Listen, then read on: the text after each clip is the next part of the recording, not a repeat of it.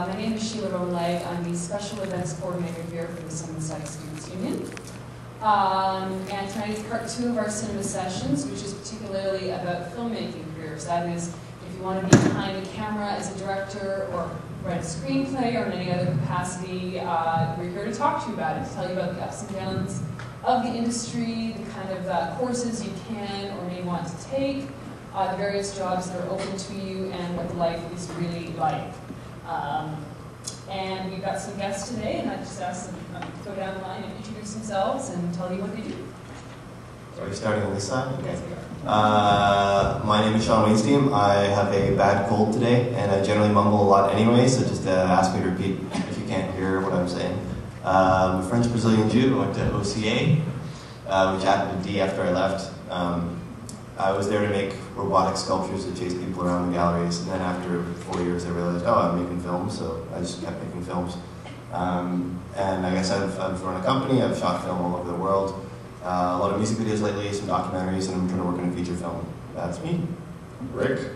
Hi, my name is Rick Palidwor. I'm also a filmmaker. I just very independent. I do my own stuff. I do a lot of shorts. I've made one feature called Sleep Always. And I happen to work at Hart House. I'm the program advisor for the Hart House Film Board, and I run the workshop series there, and I teach a lot of filmmaking at Hart House and elsewhere. And I run the U of T Film Festival, which starts on March the 9th, and the deadline is February 4th if you want to send us your stuff. There's postcards at the back. On your way out, you can pick one up. Hi, I'm Anthony Young. I'm the director of Rain Dance Canada, basically I'm just from Rain Dance Canada in Canada. That's Emma. Good evening. My name's Lynn Willis. I'm a former cinema studies student at U of T as well. I went back as a mature student, changing my career to move back into my first true love, which is writing creatively. I'm a screenwriter. I worked on a couple of shorts this past summer, which are in post-production right now. I work at Rain Dance Canada, doing event marketing and creative communications. And basically, we're really working hard to promote independent filmmaking in Canada through Rain Dance Canada's unique courses, and continuing to produce my feature film, which is or feature script, which is being circulated for funding right now, which is very hard to get because there's been so many cutbacks. But hopefully, I'll get some money to get my film in production this year. So that's where I'm at. Thank you.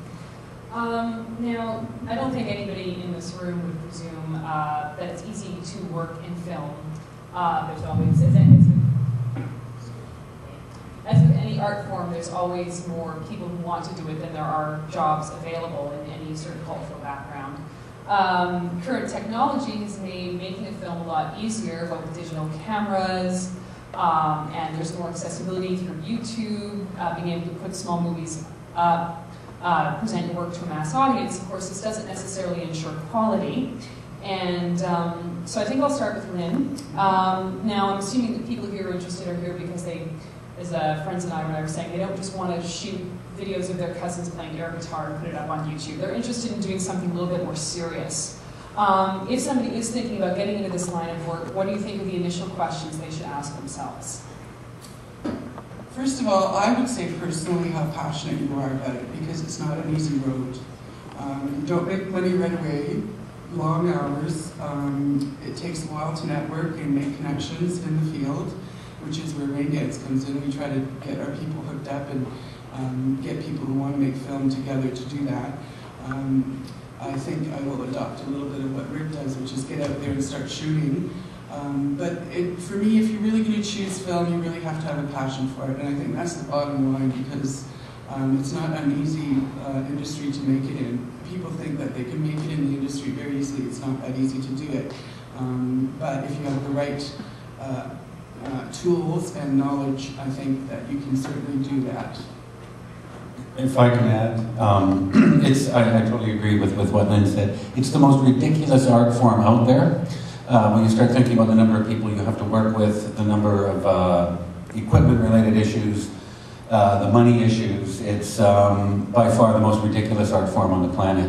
So if you don't love it, or if you don't have like a story that you're burning to tell, that you have to tell it, go do something else, because That's for the most part. There are certain types of films that you can make that are ridiculously easy, which I'll talk about later, I hope, if I get a chance. But yeah, you have to really want to do it.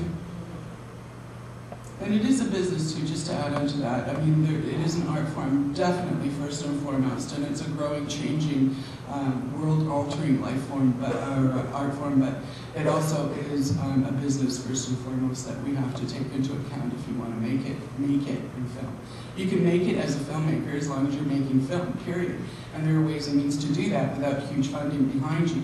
However, to be able to make it like the Chris Nolans, who was a former Raindance alumni, and other people like that, you definitely need to hook up with the people who have the money. And those are certain genre of films that are out there, the big blockbusters, et cetera, et cetera. So if you're up to making those kinds of films, great. If you want to make your artistic films, then you're probably going to fund them yourself. Sean? Yes. Now, as you said, you studied at OCA or OCAD, it is now known, but you didn't study filmmaking there, you built robot parties, as I like to say. Only for a bit. So what made you decide to get into filmmaking, and how did you start? It was in an interdisciplinary program, so there was filmmaking as a component of it. And it's just something I started to do, and like I was telling Rick before, the film department basically consisted of someone opening up a big closet, and there was a bunch of cameras saying, okay, well here's the cameras, if you can figure out how to use them, good for you. And off we went. And the guys that did go out and use them, and learn how to use them, we kind of learned together, we kept working together, we worked together throughout our careers, and we all kind of grew together, and that was important, just having a group of people you can work with and make stuff with, and just wanting to learn and wanting to do it. The guys that aren't, and they're not doing it. Yeah, just going out there and shooting stuff. Video is really easy, but at the same time, Rick shoots a lot of Super 8. Like my old film teacher said, any asshole can pick up a film camera or a video camera and shoot for 2 hours, and the problem is that every asshole picks up a video camera and shoots for 2 hours, and then they show it to you. So there's something about shooting on film where it costs you some money, and you're aware that every frame going there you have to process and pay for, and there's a certain reverence for that, which is good and helps you to learn quicker if it's coming out of your pocket. You can't just hit erase. Since we're sort of there, if I may, yeah, there is a myth that video is easy to shoot and it's easy to turn on the button, but it's actually far more difficult to make video look good. I know professionals who hate shooting video because it's a struggle to make it look good. Film naturally looks good, presuming that you've got enough light to get an exposure. So, and video breeds laziness. You shoot too much, nobody seems to care.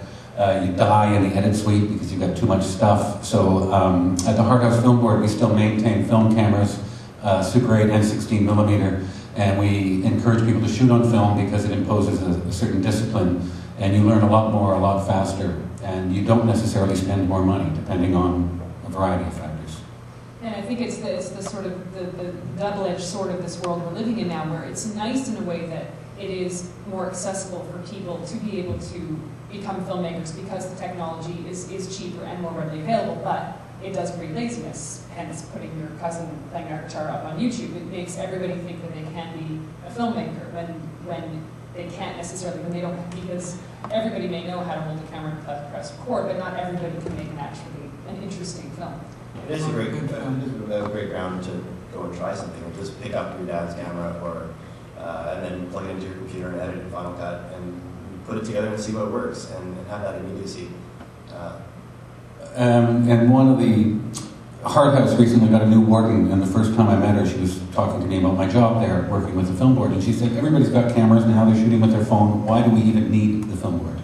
Is it relevant? And I quickly explained, and thankfully she understood, it's as relevant as ever, because there's the grammar of filmmaking. That just because you've got a video camera and you know how to turn it on, and let's say you figured out how to make it look good, you still have to understand the grammar of filmmaking, shot structure, and how things are going to cut together and so on. So the things that we do at the film board, like offering workshops, are more relevant than ever because you've got so many people out there shooting with whatever handheld device they've got. And certainly that's one side of it, but there's other sides to it too. I know at Raindance you deal a lot with the business side of it, so maybe Anthony you can talk about me. Do a lot of students who come in have an illusion, say, about, oh, I'm going to be Woody Allen, I'm going to be Steven Spielberg, and not necessarily recognizing what the business side of filmmaking companies? You see, a lot of students fail to understand the business side of filmmaking here overall. So basically with Raindance Canada here, we don't teach filmmaking, we make filmmakers. So basically we teach a lot of the stuff that in university that you don't get to learn.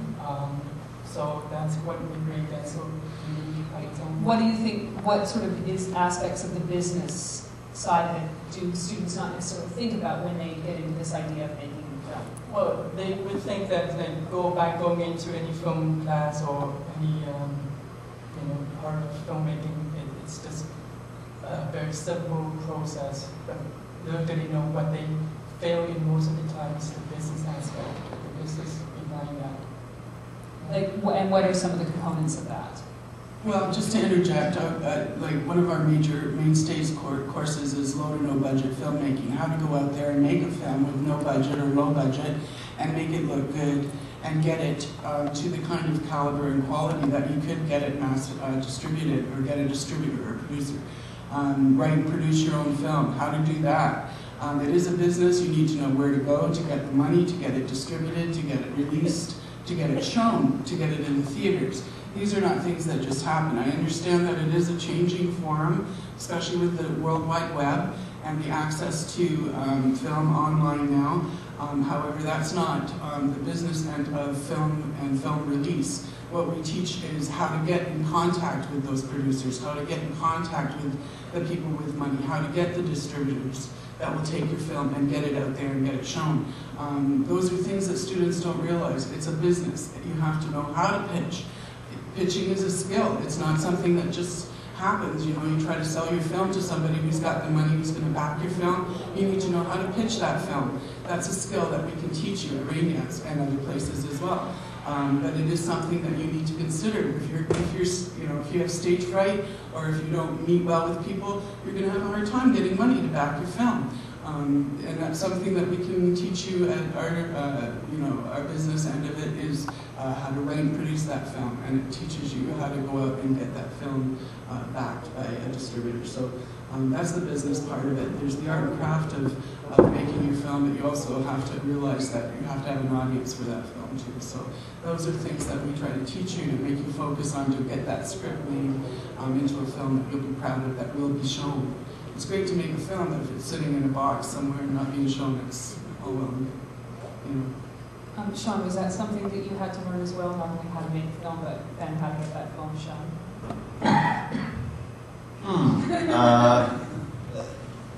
I mean, I'm slightly kind of slipped into more of a commercial route. So doing music videos, commercials, broadcast design. I do make films on the side, but it depends what you're going for. I mean, there's avenues for festivals online, through like things like Without a Box, and just there's a lot of online things that cull together different festival information and how to get stuff out there. But I think you're talking about more the getting the funding from the get-go. I was assuming you're talking about in a broader arena where you're talking about something with millions of dollars as opposed to, or even $100,000 budget, whatever budget you're going for. If you don't have the money, you have to go somewhere to get the money, and that's part of the business aspect of it. We also teach Raindance how to get into those film festivals, how to work a film festival. Unfortunately, one of the people that we would have liked to have been here is our development manager, James Cooper, who's a former film student, now is a producer-director. He's actually working Sundance right now. He went to Cannes last year. He's going to be teaching a course on how to work Cannes, how to make Cannes work for you, how to get out there, how to go to the parties, how to make the networking that will get your film circulated in the festivals, shown in the festivals, how to work international film festivals, how to do local film festivals. Those are all part and parcel of making film and getting the film out there and getting known and getting to a place where you have the autonomy to choose the kind of film that you want to make. Ultimately, those are all part of the business of filmmaking. May I? Yeah. All the things that we're talking about are really important, like getting the money and finding a way to get the audience. But it can also be really intimidating if you're just starting out, because it's suddenly you're entering this very difficult business world. So if you're thinking about becoming a filmmaker, you have to start making the kind of movies that you don't need that kind of support. Anybody here can go make a movie tomorrow for less than $100. And you've all got $100, I'm sure. I've made a film for, I think my cheapest one was $7. It was 40 seconds. It was a fifth of a roll of Super 8 film. So, you know, you've all got $7. Just start making really small, simple films entirely for yourself as part of the learning curve. You have to go out and make mistakes. You have to go and get those mistakes behind you. And if it's a weekend project that cost you $100, $200, that's a very painless mistake. We had a fellow at the film board who came to borrow one of our cameras, and I said, "What are you doing?" And he said, "I'm making a feature." And I said, "Oh, cool, what else have you done?" He said, "Nothing, it's my first film." And I said, "Oh, go make a couple of shorts, please, for your own sake." And he brushed me off. And I saw him about 5 years later, and I said, "What happened to your movie?" And he spent $20,000 in 2 years of his time, and it wasn't finished. And he wished he had taken my advice of making some shorts before he embarked on that project. So get those, and you're not going to get money from anybody, you're not going to get any kind of serious business ear if you haven't made a bunch of shorts already, because otherwise you haven't, how do they know that you even know what you're doing? So make as many shorts as possible, make them as simple and as cheap as possible, and it's really about your own learning curve. And it doesn't mean that they're low quality. I've made many, many shorts for less than $100, and they all got into television somewhere or another, so they're all broadcastable. I think my cheapest was $25, so you beat me.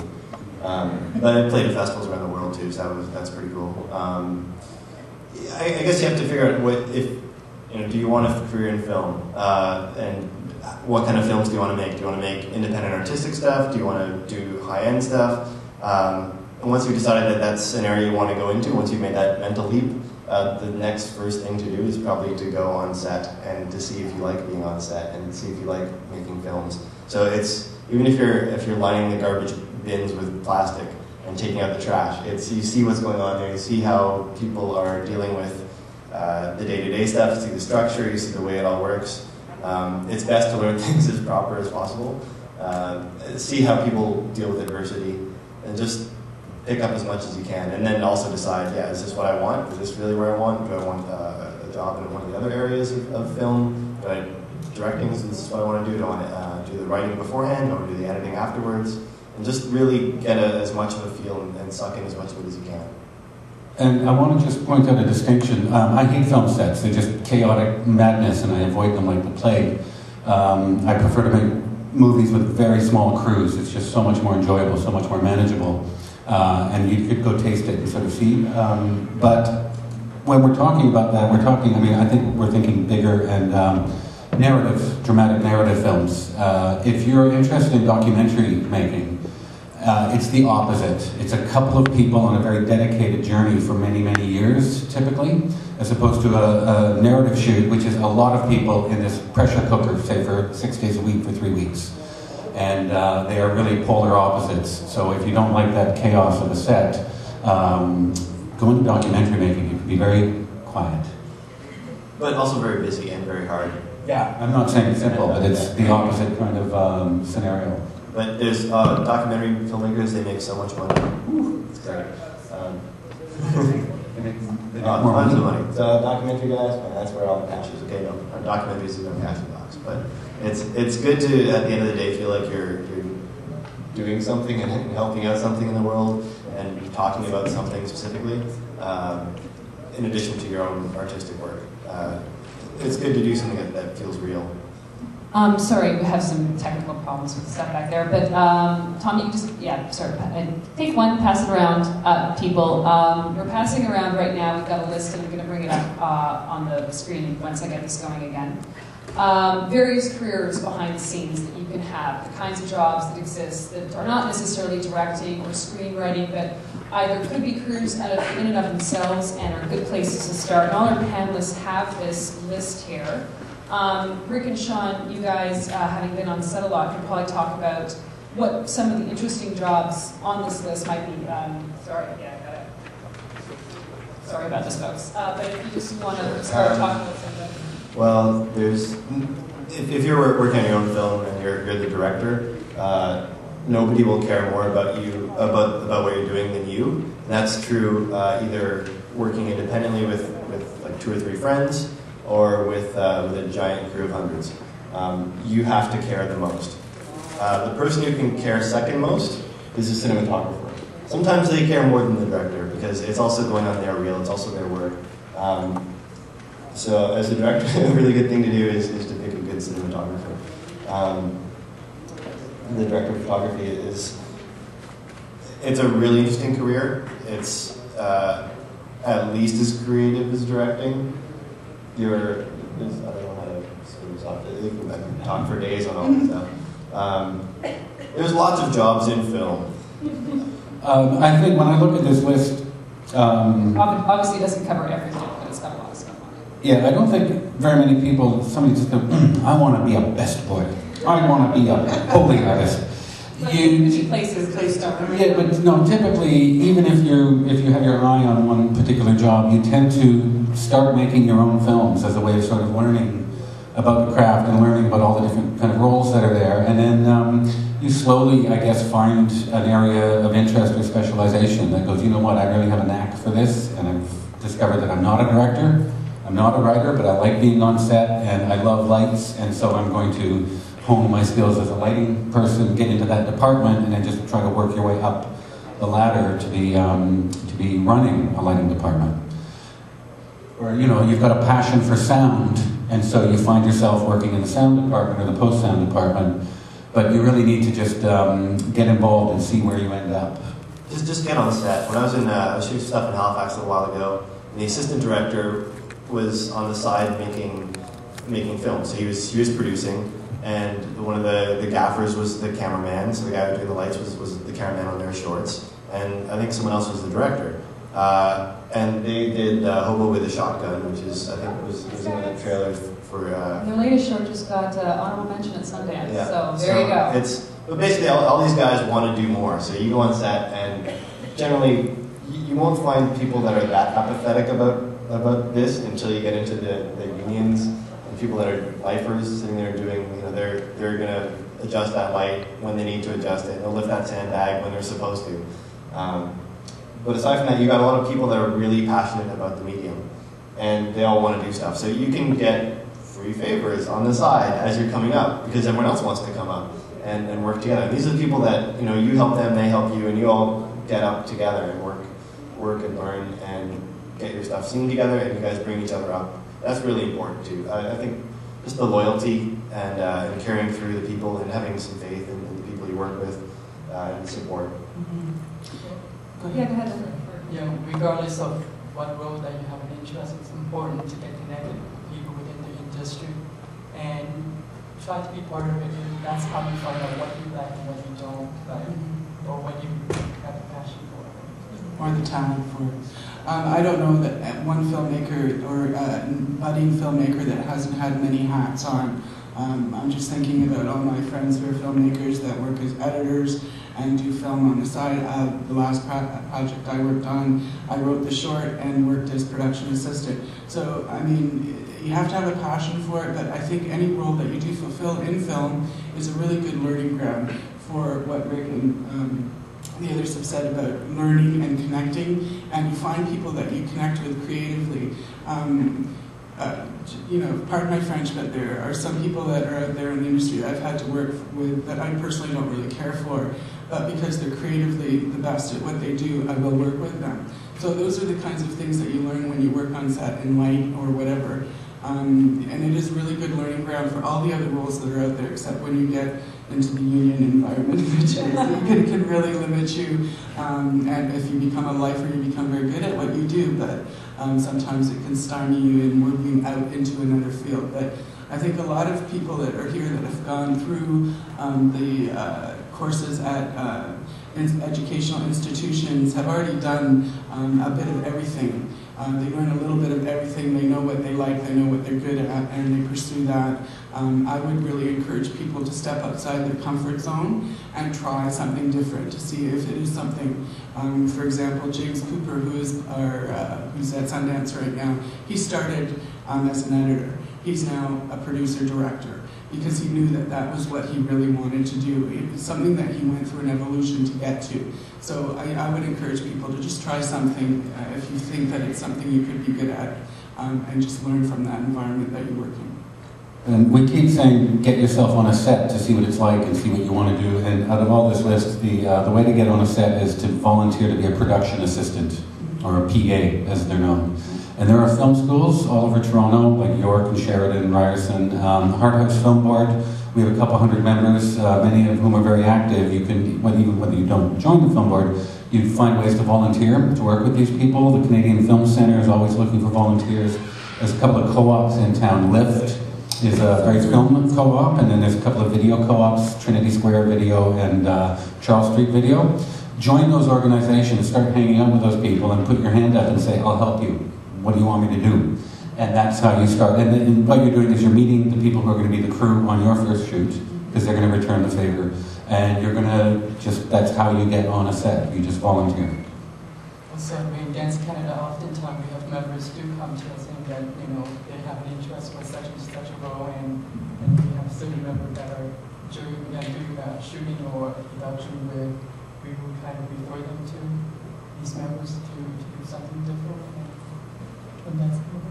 And I think also, from an extension, not just the different jobs behind the camera, it's not just feature films or even short films that are available these opportunities. One of the reasons I asked Sean to come is because he's worked in a lot of different mediums, and I'm going to embarrass him right now, which is so much fun, and bring up his website to show you've done music videos, you've done commercials, you've done, let's hope this works, broadcast design. I guess it's working. So if you can talk a bit about why you decided, if it was a conscious decision to go that route, and well, basically why you went that route. And I know now you're getting more films, but I mean, this was probably a good way in. Yeah, it's trying to shorten the story here. Went to film school, and then afterwards I ended up doing some stop motion animation, the plasticine animated stuff. And to get in it, and this is probably something that I'll talk about too, it's really perseverance and knocking on the doors and then knocking on the same door again and saying, have you seen my stuff? Have you seen my stuff? Have you seen my stuff? And treading that fine line between being annoying and doing being respectful. So the first job I did was a clay animated commercial for the Playboy channel. And then I almost did a casino thing, so for a while I was like the sex and gambling guy. But it was all super clean, and that was pretty odd. I shot some stuff in India for Nickelodeon, which is locally branded there. I did a bunch of broadcast design for some different companies. Still shot my own shorts. Tried to make a zombie film, failed miserably. What else did I do? I started my own company, I guess 5 or 6 years ago, that's focused on doing animation, effects, production design, lots of different stuff. And then I left that after a few years. I haven't even seen this news because I left. So I left it a few years ago, and then I got into shooting. The plan was to shoot music videos for a couple of years because it was a good way to just get my film chops up again and learn how to be on set again and try new things again. And I'm at the point now where I'm looking to make some films again now that I'm at that speed. Do we show a quick clip of something? What would you like? What did you say? This video is, Sean has won many awards. He's currently nominated for an award for this video. We'll just watch a little bit of it here. Let's see if I think we can bring it up. Yeah.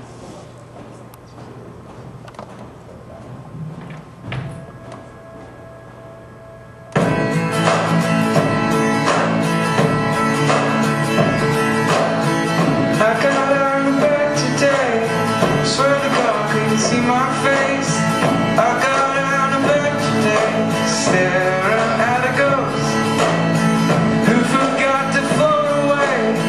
Didn't have all that much to say, wouldn't even tell me his own name and where my body goes.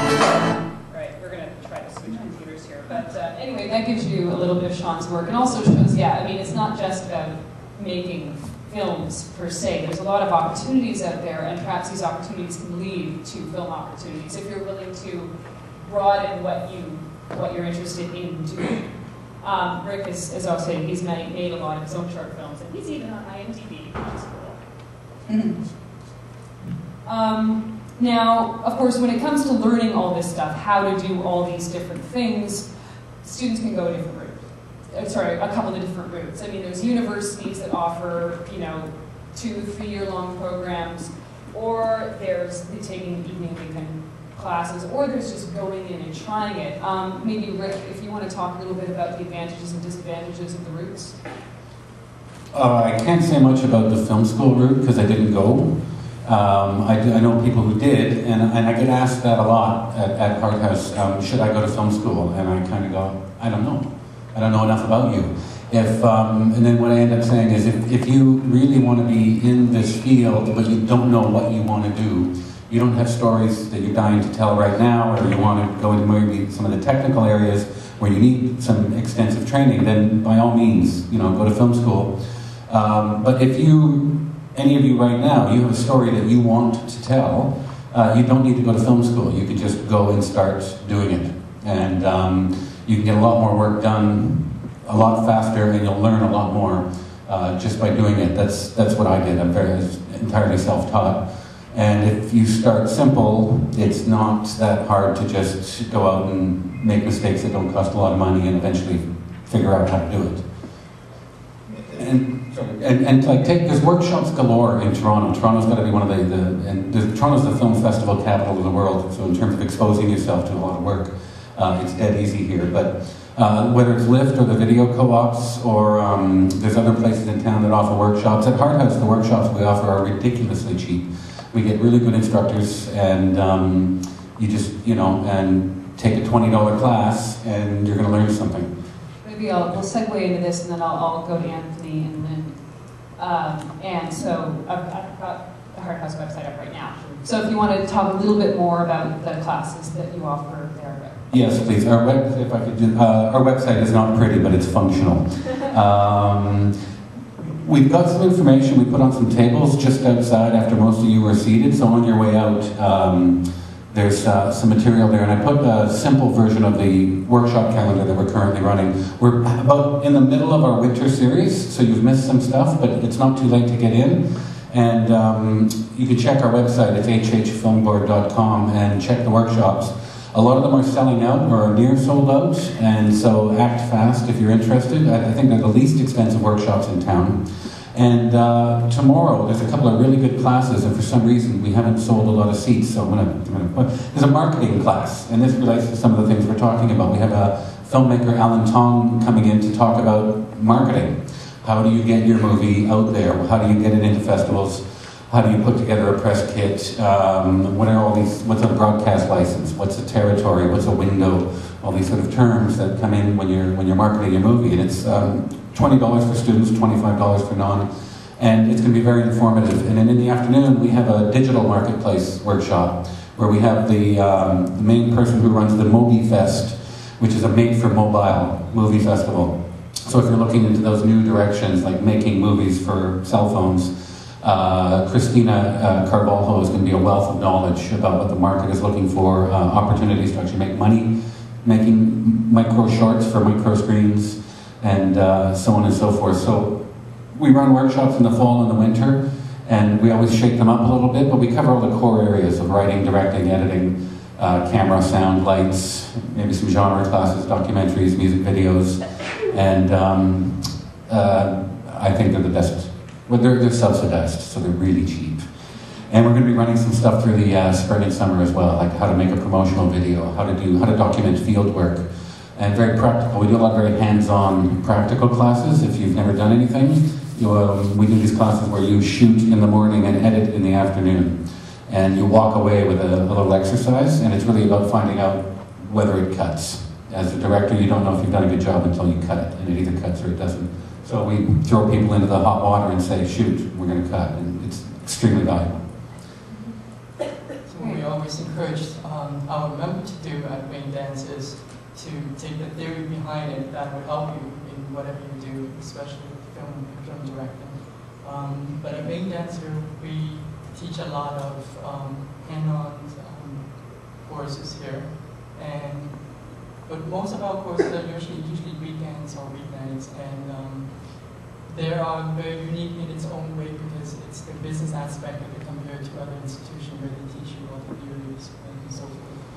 Or just to interject, we've been starting as event marketer for Rain Dance. We're bringing in a series of one-night stands, which are unique concentrated courses that will teach you essentials if you haven't actually studied in the area. For example, I don't know if you know Simon Fawn, but he's going to be one of our instructors for an upcoming short one-night class on the art of action. How to stage an action scene, how to make it look professional. We have some other ones coming up. For example, navigating cans. It's essential if you want to use that. There's sound effects on no budget. If your sound is crap, your movie's not going to be the best caliber, for example. Also, essentials of entertainment law, another part and parcel of getting your film out there. You don't want to write a script and sell it and lose all your profits for all your hard effort. You also want to understand the dynamics of the law that affects filmmaking. And then we have a concentrated course coming up on the triple threat, which is camera, editing, and production. If you are, like a lot of people, you come from another background, if you have not necessarily gone through an academic program and you have a passion for film, we can give you concentrated courses that will actually give you the basis on which to start making your films and understand what you're doing enough that you could actually make your film. So, and then we have mainstay courses as well, which are like the low to no budget filmmaking, how to write and produce a film from a budget from $1,000 to $100,000. It really, you can fit yourself into a niche of what kind of filmmaker you want to be, and you can go out there and get that information. In Toronto, especially in Toronto, as Rick said, this is a hub of filmmaking. Rain Dance's focus is really independent filmmaking. To get those independent filmmakers out there making their films, give them the tools and the understanding, the knowledge that they need to do that, and to demystify the film industry. So it's not so overwhelming that people think that they're never going to be able to do it because they're not a BCom, you know? So there are a lot of things out there for networking that you can learn and become a filmmaker. I just need to add, since I was plugging the film board workshops and saying like you should go to this class tomorrow, the two marketing classes, you'll see on the website we sell tickets through uofttix.ca. Don't buy your ticket at uofttix.ca tonight because tomorrow morning there won't be any proof that you bought it because they're closed for the weekend. Just show up with money and you can pay at the door. And then for future classes, go to UTTix, and then you also guarantee yourself a seat. And on Sunday, we have a class on script writing with Ross Mackay. He's a professional writer and script editor, and he's got a dramatic pilot in development at CBC. He's a great instructor. And we have Alex Schuper, a professional editor, who's going to be talking about editing as storytelling. Really vital class. It's not about which buttons you push to edit, and it's about editors being more than button pushers. How they can shape and direct the way the story unfolds. It's very valuable. And sort of just one last question before we open up to the floor. Sean, you've been lucky, you've been making a living off of doing this kind of stuff, or sort of. He doesn't look too scruffy. Realistically, what is the life like if this is what you want to get into? What should people expect? It depends. I mean, it's so hard to say. It is what you want it to be. If you're happy making independent films and working in a bar every day, you can do that. And it's where you get your satisfaction. It depends on what you love doing. For me, I was lucky that when I left my company, and I worked really, really, really hard. I worked 8-day weeks and 30-hour days.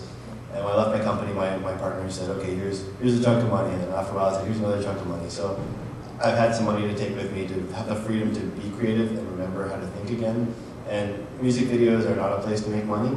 Maybe 5, 6, 7, 8 years ago they were. Now they're not. For probably about a year, I didn't take a rate or a salary at all on doing music videos. And that was a luxury, but it's also not that uncommon for people to start doing videos and working for a professional company, have them say, no, you're not going to get a rate.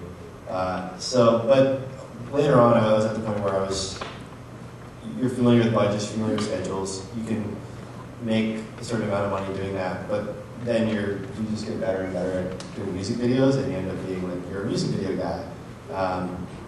Commercials is sustainable, working in TV is sustainable, but you have to be at a certain level to be doing that. Documentaries are not sustainable. You have to love doing them. There's a way to make a living, but you're not going to be buying multiple houses and yachts all that quickly. There's ways to do it. If you love it, you do it, and it'll fall into place. Okay, so I'd like to open up the floor to questions. Just raise your hand. Really? We can't have answered all of your questions. Who wants to make films? Well, then somebody out there's got to have a question. You with the camera. Sean, so when I saw that video, remember the movie Once that's coming out? Do you have any say in how that's going, or did you just make the video? Sorry, which thing?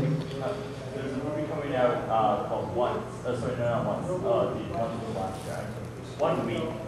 Okay.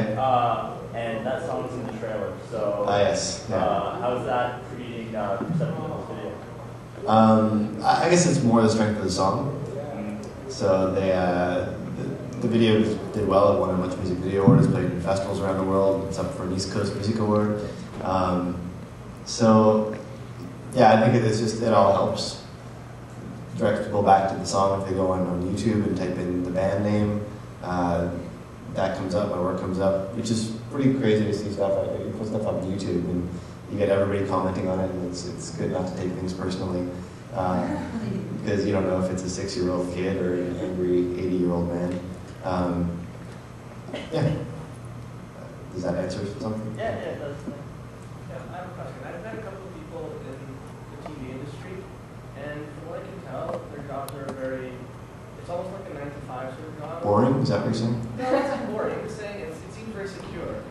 And how hard is it to penetrate, the actual filmmaking, Hollywood industry, if you're in television? It depends what you're doing. I mean, if you want to be a writer, then being a guy who helps carry lights at City TV isn't the best place to be. If you know what you're doing and what you want to do, figuring out that trajectory and figuring out where to be is important. But at the same time, that stability, they call it a golden cage, where sometimes you're in a place where you've got benefits and you're working 9 to 5, and the guys you work with are great, you're having a good time coming to work every day, you're working on stuff, you're still being creative, but it takes a leap of faith in yourself to kind of say, okay, you know what, this isn't what I want to do. This is great, I'm enjoying it, I'm making money, I'm in film, success. But if I want more, then it's saying, okay, I got to start working on the side, or I'll leave this alone and start at square one somewhere else. It's like, is it a job, or is it like an art that you're pursuing out of passion and maybe sacrificing a lot of money because you want to do what you're doing, as opposed to just getting a job? And the trick to that is that going away from the job side and going into the art side, if you're not going to be a technician, being someone working with the lights and things like that, then being the artist, sometimes that's a quicker path to success down the road. You can get known for doing something that's a bit more adventurous. People see ideas. If you've got a good idea, people will see through sometimes the technical loss of any technical shortcomings, and that carries you further. So if you want to make stuff and you have good ideas, it's all about good ideas. And getting the right people to see what you're doing. Do you want to ask questions? Is there a difference between if you're trying to get into the industry, trying to get into, like you say, I was going to volunteer, so that's been my first job. So is there a difference if you're trying to get into like TV stuff versus trying to? Yeah, I think so. But I think at the beginning it's not really bad to volunteer anywhere and sort of seeing a few of those places. Because even if you think you want to do something, you might not know that, oh wait, this is way more exciting, or I didn't like that at all. But if you know you want to be in TV, then starting in TV is a good place to go. Volunteering in that area, that's great. I'm going to guess, though, I might be wrong, I think a TV station is less likely to just take in a volunteer off the street and let them wander around their premises, as opposed to say, an independent film shoot where they're on a location somewhere and they're hungry for some volunteers to come on.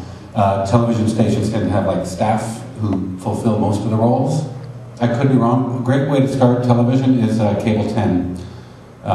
You know, neighborhood cable television. You can just walk in the door and volunteer, and the next thing you know, you've got responsibilities, and you're very, very involved. That's how I learned. There are internships as well. There's a lot of TV stations. Okay. You can get in there that way. I got into Cable 10, and they would just hand us a crew and let us do whatever we wanted, and we could.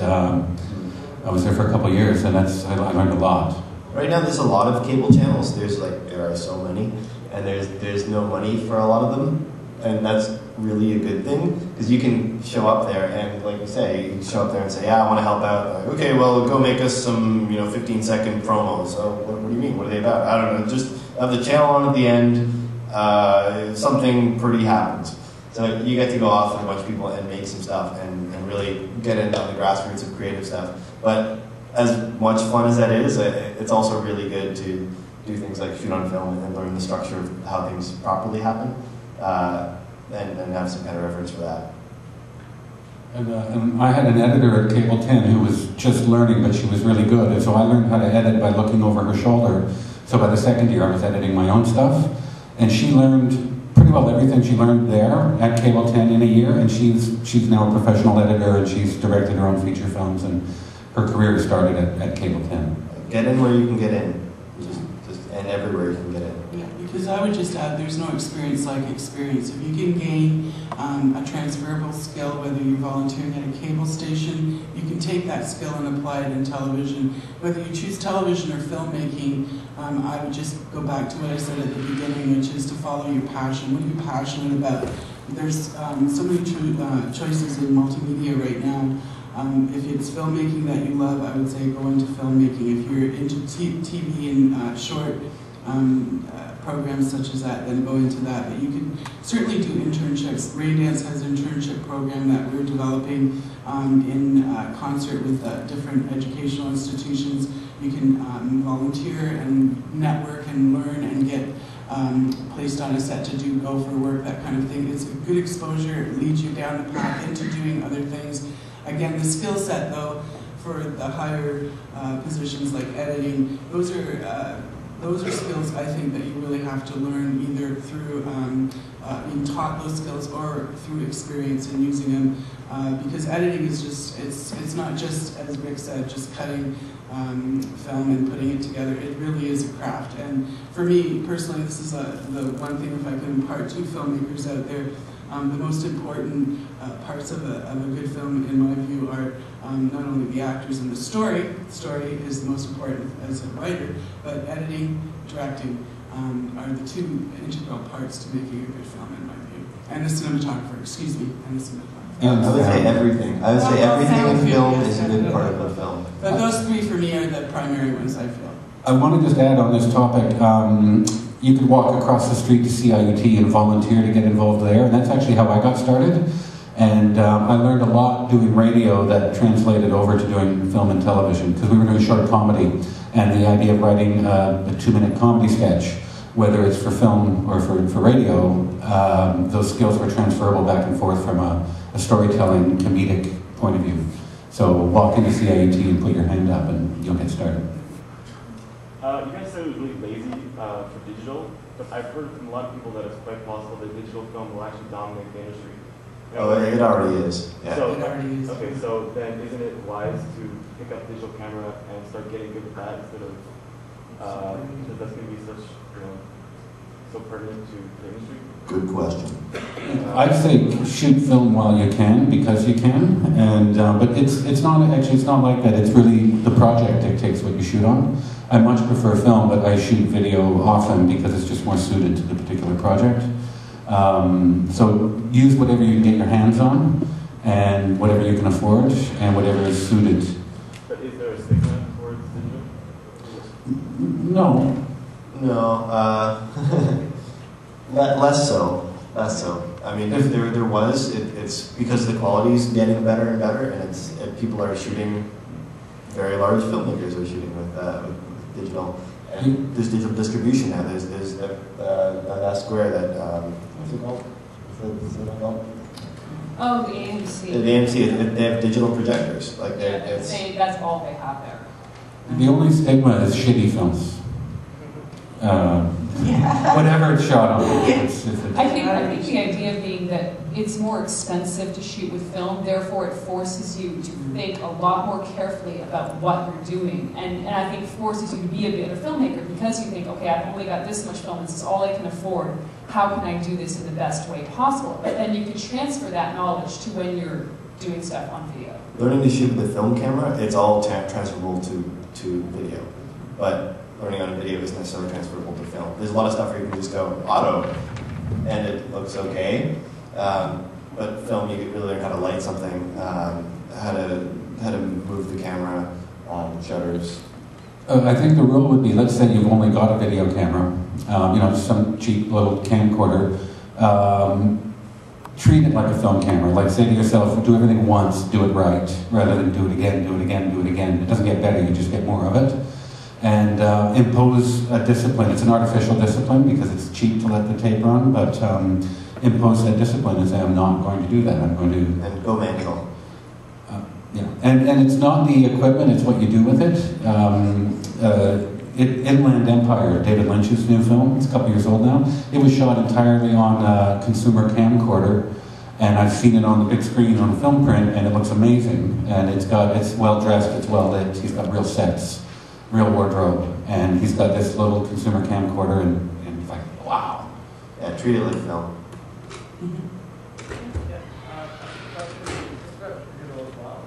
Ever since digital came along, there's this whole thing where you can release movies basically online for free. YouTube is the best example of that. So how do you guys think that factors in the industry? I mean, one particular group comes to mind called Dare Comedy. They've been really big on YouTube for about a year and a half, maybe now, and they released their feature film at Sundance. And they've received rave reviews, and these guys are very low budget, they have one camera, and they basically released this movie at Sundance. After 2 years of just showing online. So what do you think about that? Well, I mean, ideas win. If you've got a good idea, it's what the medium is for it. I think watching Batman on YouTube would have been a different experience than seeing it in IMAX. I think you have to figure out what type of stories you want to tell, where the funding structure is, what you want to put into it, and what you want to get out of it, either both artistically and financially. I'd say if you're putting a lot of time and effort into making a serious project, you wouldn't put it online because you're sort of killing the market value from a festival and distribution broadcast point of view. So if it's one of those, you're going to save it and try to get it into the big festivals and try to get real distribution and real broadcast interest. But if you've got a little idea that's really suited to YouTube, and let's say you've got a character and that character is going to appear every week for 52 weeks, it would really be about creating buzz, like drawing a lot of attention to yourself by creating this, wow, crazy 2-minute weekly soap opera that 1 million people are watching. And you may not make any money off of it, but you're going to get a lot of attention to yourself for your next project. I've worked as an actor on a couple of film sets, from like professional commercials to professional shorts to Ryerson Slater Risk student films. And after watching all the camera crew work, what I discovered is I ultimately want to work as a writer and actor when I can.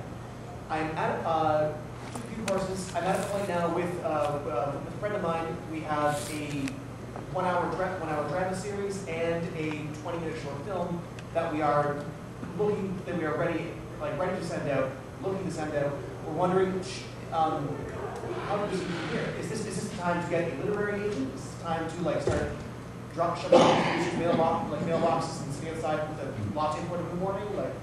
Before you do that, if you haven't shown it to a story editor yet, get a story editor, because you fall in love with your own work, and you give somebody $200 and they will be the best $200 you spent, because they're going to look at that script critically and tell you how to make it way better, and then you'll go and start sending it around. Okay.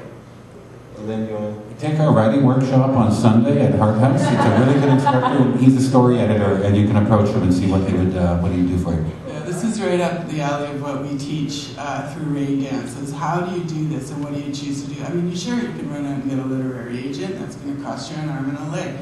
Can you do it yourself? Yes, we teach you how to do it. You have to pitch, you have to get it out there circulating, you have to have somebody review it. Maybe it's not up to par yet to be circulated. You have to have an eye that looks at it. These are all the things that we talk about. These are all the things that we teach our membership. It's a business. It is a business. I come from the same kind of background. I did acting, stage. I did theater, stage management, that kind of background as well. And I didn't realize that when I moved into film, it was going to become such a business. Elliot Grove is the one who founded Rain Dance over 16 years ago. It's based in London. He has a model that we're trying to implement here in Canada. Under one roof, you have all the production, you have all the equipment that you need, you have all the editing facilities that you need to go and use, you have all of the connections and business that you need to have. That's what you need to think about. Come to some of our courses or look at our website and see, pick and choose what will suit you and what you want to pursue, because it's a very vast base of what we teach, depending on where you want to go. But we don't teach editing, we don't teach, although we do have some courses on documentary making that are coming up because it is a growing field. We also have some courses coming up on digital cameras and using them because they are becoming the mainstay. But other than that, we really do teach you the business of filmmaking. So you have to look at what you need to do as far as pitching your stuff goes. Yeah, definitely, that is something that you could take on yourself, or you could get someone else to do it for you. It's really a choice. And it also comes back to funding too. I mean, it costs money to get an agent. It's not cheap. The film board workshops and what Rain Dance does, they complement each other nicely because, as they emphasize, it's the business side. And at Hart House, we don't really talk about the business side. We talk about the equipment and the hands-on and go, you know, it's about hands-on. It's about you're going to shoot tomorrow and here's some skills you need. And to go back to your question, I think a 20-minute short is not something, I'm not sure where you would pitch that because it's not commercial at all. If you got a 20-minute script, it's probably something you're going to shoot yourself, whether you want to or not, because nobody else is going to shoot it. Or you look for people who are wanting to make a 20-minute short, but they're just lacking the right script, and you end up teaming up with them and quite possibly losing control of the script.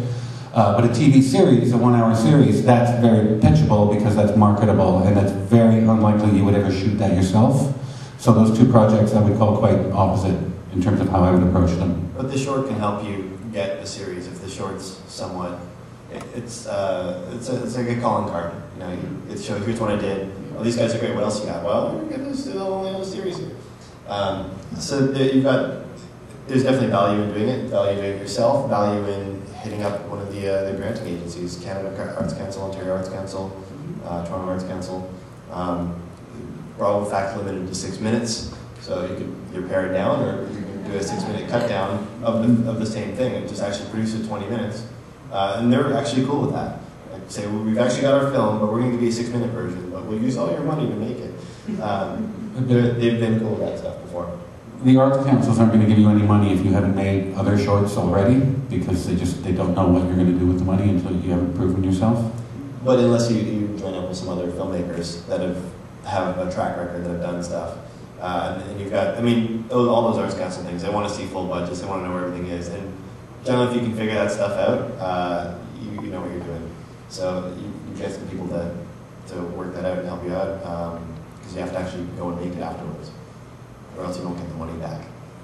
If people here are looking to start shooting stuff, if you're a student, you're already a member of Hart House, you can join the film board for $25 a year.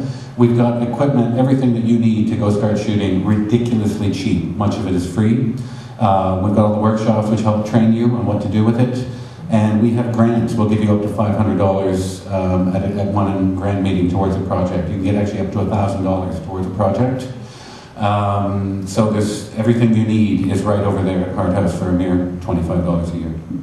Go make stuff. I'm afraid we do have to wrap it up now. So, because at 8:30 we're showing Living in Oblivion, which is a movie about making a movie. That was our pick to theme with tonight, and making an independent film where apparently everything goes wrong. Very funny film. It's all true. Anyway, I'd like to thank all our panelists. So I think they'll stick around for a bit if you want to ask them questions one-on-one. But thank you so much for giving us your time tonight. Our pleasure. And we have brochures outside. So the film board is hhfilmboard.com. There's some literature, but I didn't know how many copies to bring. So if you don't see the workshop brochure, and if you don't see our equipment brochure, go to the website and you'll get all that same information.